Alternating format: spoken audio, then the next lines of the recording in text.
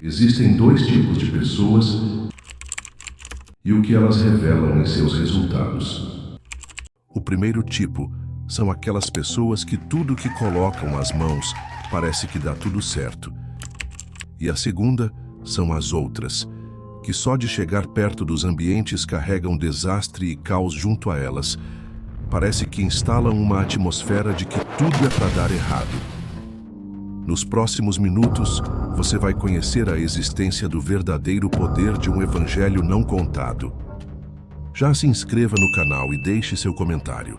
Não esqueça de entrar no grupo do WhatsApp para participar das discussões abertas. Traga suas perguntas e dúvidas. A alquimia do poder é seu santuário estratégico para a transformação pessoal. Decodificando o conhecimento dos clássicos de Nicolau Maquiavel, Robert Greene e os princípios de O Príncipe e as 48 leis do poder como fontes de influência para os seus próximos passos. Vamos transcrever essa sabedoria de interesses em poder pessoal e capacidade criativa estratégica aplicáveis no mundo prático, com foco ético para o seu crescimento, proteção e o bem-estar de projetos. Contudo, você já parou para pensar sobre a existência do poder do Evangelho de Deus sob essa mesma perspectiva? 1. Motivações e as razões humanas. O ser humano é um enigma. Para compreendê-lo, alguns recorreram à filosofia, outros à política. Nietzsche buscou desvendar os impulsos ocultos do coração. Maquiavel, a lógica fria do poder. Mas será que Jesus Cristo, em suas parábolas, já não antecipava esses mistérios da alma e da convivência humana? Nietzsche traz que o desejo de poder está por trás das ações humanas. As moralidades, muitas vezes, escondem instintos de dominação.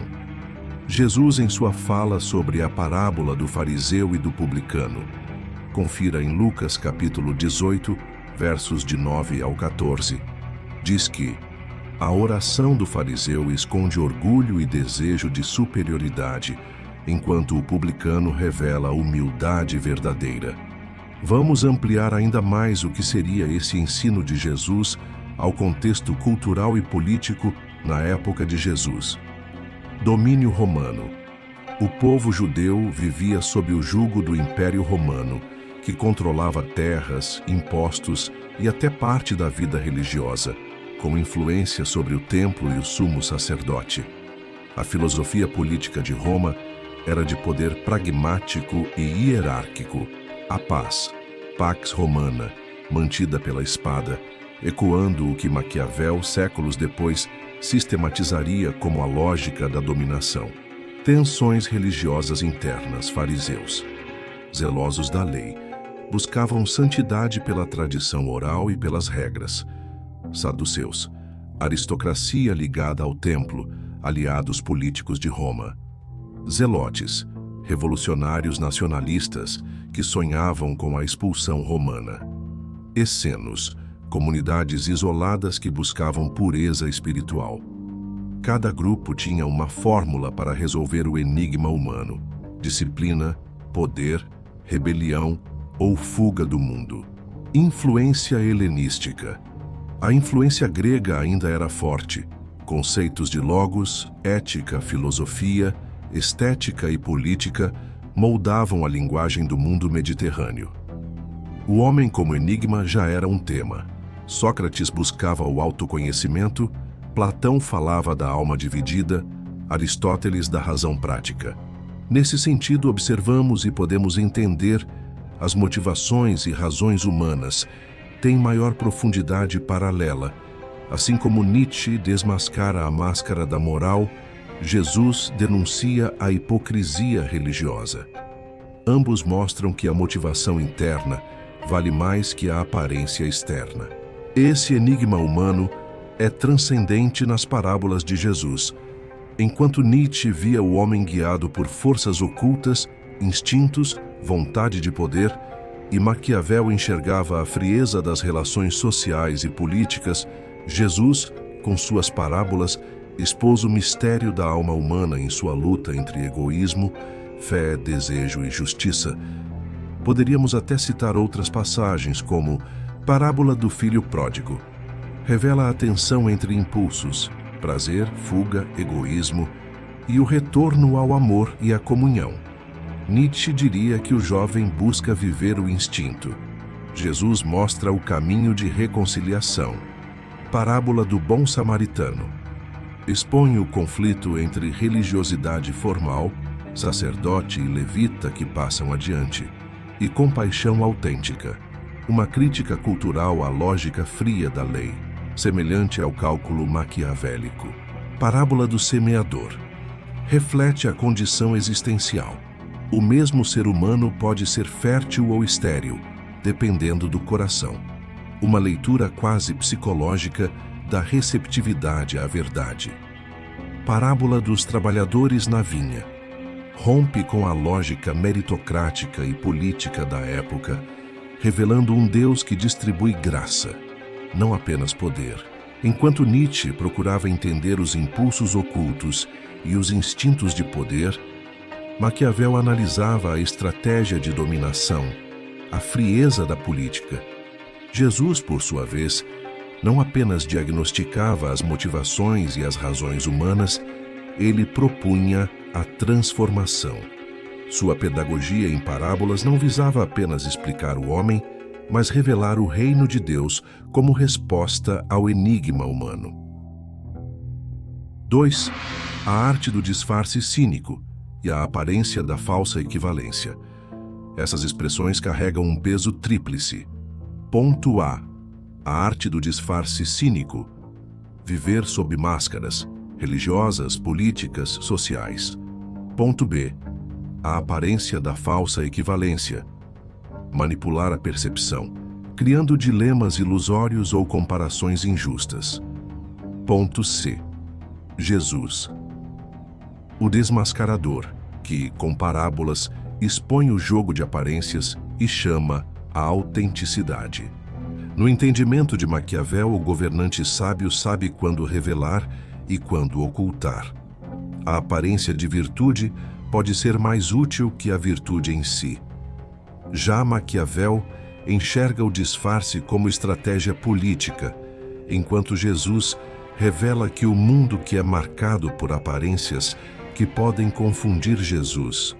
Parábola do joio e do trigo, Mateus capítulo 13, versos de 24 ao 30. O joio cresce disfarçado de trigo. Nem sempre é fácil distinguir o verdadeiro do falso até o tempo da colheita. Na política romana, Roma vendia a ideia de paz, Pax Romana, enquanto esmagava povos pela violência. Era um disfarce cínico. O poder imperial se apresentava como ordem e civilização, mas escondia exploração, impostos abusivos e repressão brutal. Na cultura judaica da época, Jesus frequentemente denunciava os fariseus e líderes religiosos por praticarem exatamente essa arte do disfarce.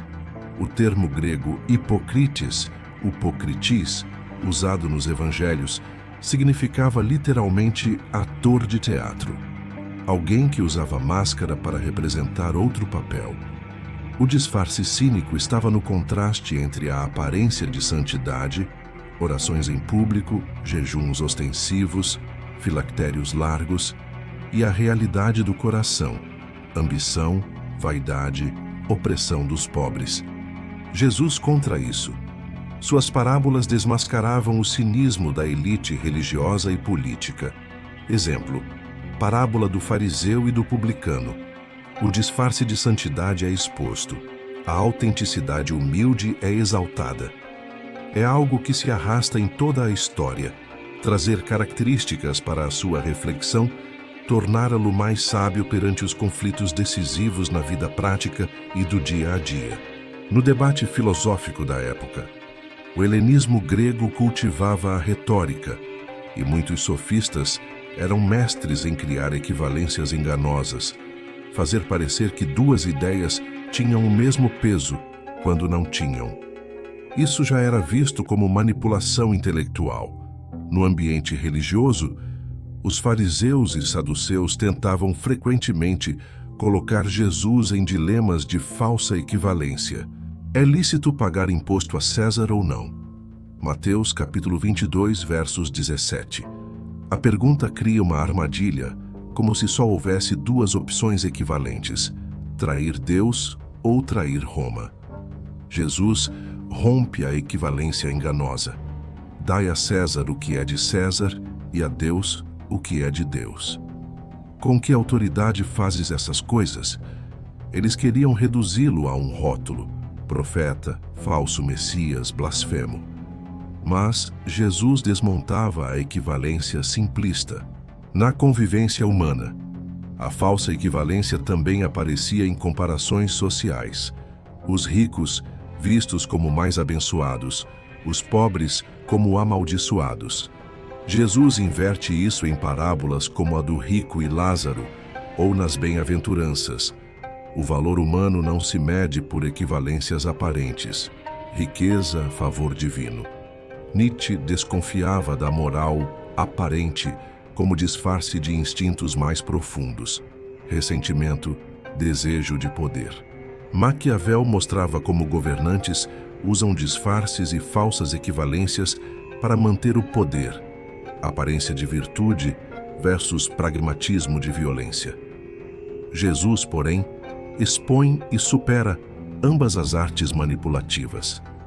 Ele revela que o coração humano esconde cinismo e cria falsas equivalências, mas oferece um critério maior: a verdade do reino de Deus, que não se disfarça e não se mede por aparências. Até aqui refletimos sobre os dias atuais, que os 3 pontos iniciais são, na verdade, exercício de pensar para decidir e escolher bem as pessoas que nos cercam em seus interesses, reforçando que a arte do disfarce cínico e viver sob máscaras religiosas, políticas, sociais. A aparência da falsa equivalência, manipular a percepção, criando dilemas ilusórios ou comparações injustas. Jesus, o desmascarador que, com parábolas, expõe o jogo de aparências e chama a autenticidade. 3. Autenticidade e perspicácia diante da multidão. Nietzsche. Ser verdadeiro não é expor tudo, mas ser fiel à sua essência. Ler o não dito, os silêncios e contradições, é o caminho para compreender intenções. Maquiavel. A honestidade deve ser usada como tática, como ferramenta de poder. Já Jesus diz em sua parábola da serpente e da pomba, Mateus capítulo 10, verso 16, não é parábola formal, mas um dito: sejam prudentes como as serpentes e simples como as pombas. Também diz na parábola dos talentos, Mateus capítulo 25, dos versos 14 ao 30. O Senhor percebe os servos não apenas por suas palavras, mas por suas ações e omissões. Nesse paralelo, Jesus une autenticidade com estratégia. A verdade deve ser vivida, mas com prudência diante de um mundo hostil. Ambos mostram que a leitura da realidade vai além do discurso. É preciso enxergar os gestos, as escolhas e o silêncio das pessoas. Não se limita apenas no contexto da época, mas também em nossos dias.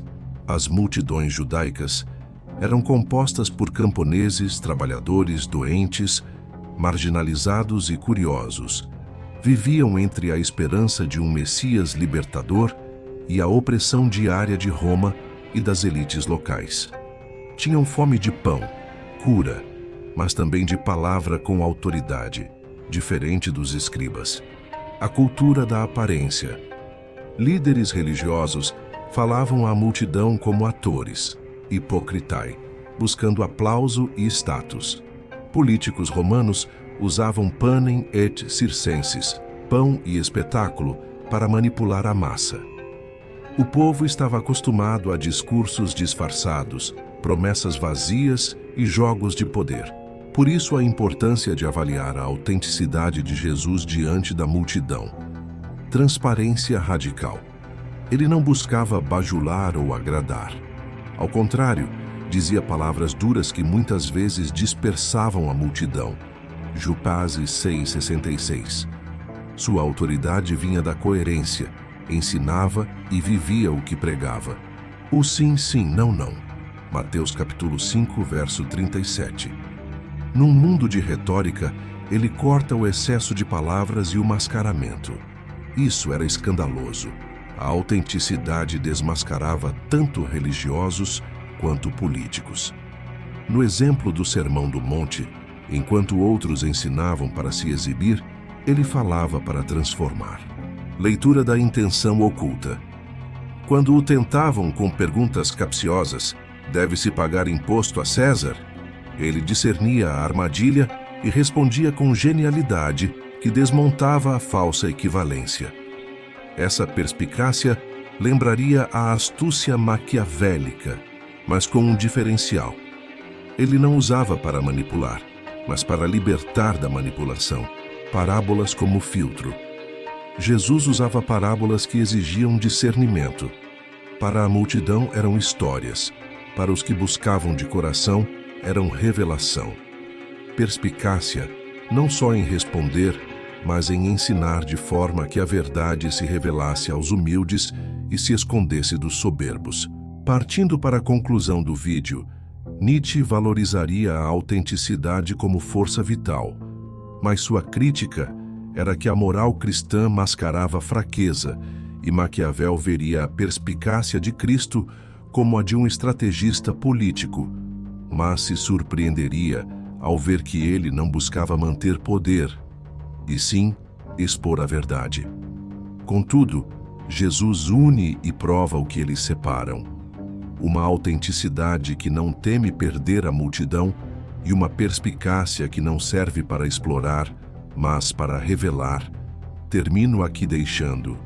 Na praça pública onde reinava o disfarce, Jesus ousou ser autêntico. Na multidão onde imperava a manipulação, ele discerniu cada intenção. Sua palavra não era máscara, era espada, não era espetáculo, era verdade. Se você adquiriu conhecimento até aqui, inscreva-se no canal, deixe seu like, comente e deixe suas sugestões de vídeo para novas abordagens. Participe também do grupo no WhatsApp gratuitamente para gerar discussão e reflexão.